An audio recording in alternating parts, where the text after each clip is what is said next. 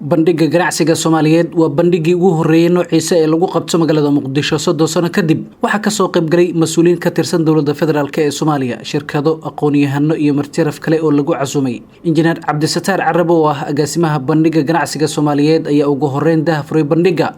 Ugu horeyn waxaan sharaf weyn noo ah inaan maanta daah furno Bandhigga ganacsiga Soomaaliyeed. Waxaa timid maalinta aan wada sugaynay, maalin qiimo badan, fikir dheer iyo safar dheer aan u soo galnay. Bilowgii Bandhigga ganacsiga Soomaaliyeed waxaan ka soo bilaabnay himiladii 3 sano ka hor. Team professional oo kulligood aqoon-yahano ah inta isku imaadeen ka fikireen sideen ku promote gareyn karnaa Bandhigga ganacsiga Soomaaliyeed. Wasiirka Wasaaradda Ganacsiga iyo Warshadaha ee Xukuumadda Federaalka Soomaaliya Cabdullaahi Cali Xasan ayaa xariga ka jaray wuxuuna bogaadiyay bandhigga. runtii sharaf weyn iyo farxad aan la soo koobi karin iyo rayn ayay inoo tahay inaan ka soo qayb galo anigoo ku hadlaya magaca xukuumadda gaar ahaan wasaaradda ganacsiga iyo warshadaha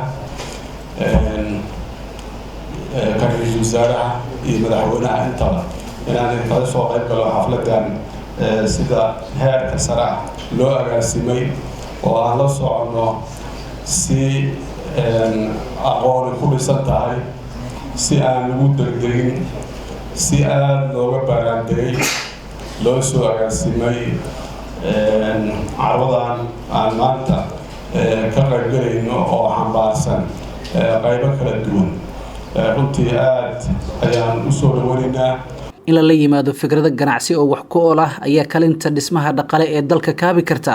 Dr. Shariif Cusmaan ayaa la wadaagay fursad ganacsi ganacsatada ka soo qayb gashay bandhigga. Waxaan rabaa anigoo ku sii dheeraan in maanta aan halkan ka sheego sector dhaqaale oo aan hore u marin marna mudanna inuu hore u maro. waxa waaye sectorka sea transportationka ama sea waste ama transportationka badda. waxaan ku soo baraarujinaynaa ganacsatada Soomaalida in sectorkaas ay tixgeliyaan, ay ka faa'iideystaan, ummadda Soomaalidana uga faa'iideeyaan. Bandhigga waxyaabaha kale ee uu la gaarka ah waxaa ka mid ah tababaro. Mid ka mid ah waxa uu ku saabsanaa hab soo dhaweynta macaamiisha oo ay ka faa'iideysteen ka qaybgalayaasha. Ayaan Yuusuf iyo Sharmaarke Maxamed waxay ka mid ahaayeen boqolaalka ruux ee ka soo qaybgalay Bandhigga ganacsiga Soomaaliyeed. kasoo qaybgalka bandhiggan waxaan u arkaa in uu yahay mid wanaagsan sababtoo ah meeshan waxaa isugu yimid saaka shirkado waaweyn oo sumcad iyo sharaf ku dhexleh bulshada dhexdeeda kuwaas oo bulshada laga dhex yaqaano. shirkadahaas hal iyo labo haddii aan daawadayaasha u sheego waxaa ka mid ah Sonfaya, Somtel, Islam Somali Bank iyo kuwa kale oo fara badan oo runtii laga faa'iidi karo waxyaabo badan laga faa'iidi karo. sidoo kale waxaa ka mid ah shirkadihii halkan ku soo bandhigay wax soo saarkooda shirkado ganacsi oo dalagii dalka la farsameeyay soo bandhigay iyagana. aadaan ugu faraxsanahay inaa bandhig aynkaan oo kale ah aan ka soo qayb galo. waxaan u arkaa runtii mid caqli iyo garaad iyo wax badan ii kordhinayso. waana jecelahay run ahaantii inaan bandhigyo noocan oo kale ah inaan ka soo qayb qaato oo in badan aan ka qayb qaato.